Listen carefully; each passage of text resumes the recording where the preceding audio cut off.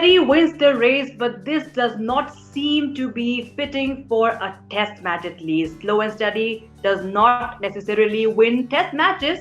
At least that rings true for the Indian side, it seems, for the third test match that is right now going on between India and Australia at Sydney. And India, of course, battling it out to get the Gavaskar Trophy, the Border Gavaskar Trophy, back to their homes. But when I use the word battling it out, it seems debatable since we have Cheteshwar Pujara, who, like Sir Alan Border says, was not fighting. He was rather trying to survive. He was playing for survival and not for scoring runs. He is under immense fire. Cheteshwar Pujara on Twitter, if you see, he's being slammed left, right, and center. Some are for him, for his kind of cricket, the nature of his game, because it has yielded efforts in the past.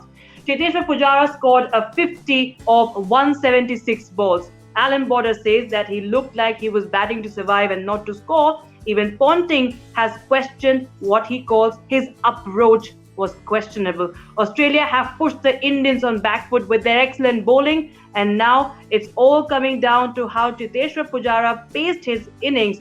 Social media is abuzz with for and against views on his batting and approach. Now, we cannot forget it's the same Pujara that had a major role in India's victory against Australia in the last series. Pujara's slow and steady style of batting is not new. It's how he has always batted, but what isn't working for him now? It remains a question. What has changed now?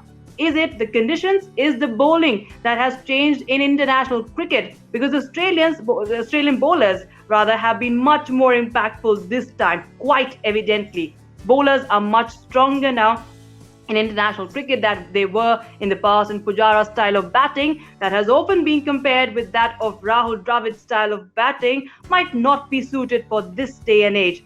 Importance of a batsman like Pujara in the test match has been evident, but we saw what happened in this innings, the snail-paced innings, putting the pressure on the other batsmen, and later on we saw there was no support from lower down the order either.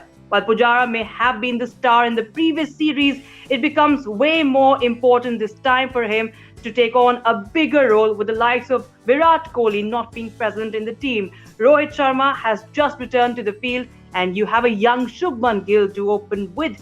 We do not expect him to be dropped from the side. We talk about Cheteshwar Pujara, but certainly the need of the hour remains for Pujara to perhaps adjust to the demands of the game, adjust to the need of the hour. What kind of an innings does India need to save this test match? The onus will be, and there will be a lot of introspection that will be required indeed on part of Cheteshwar Pujara. He needs to remind why the Aussies have dreaded him so much.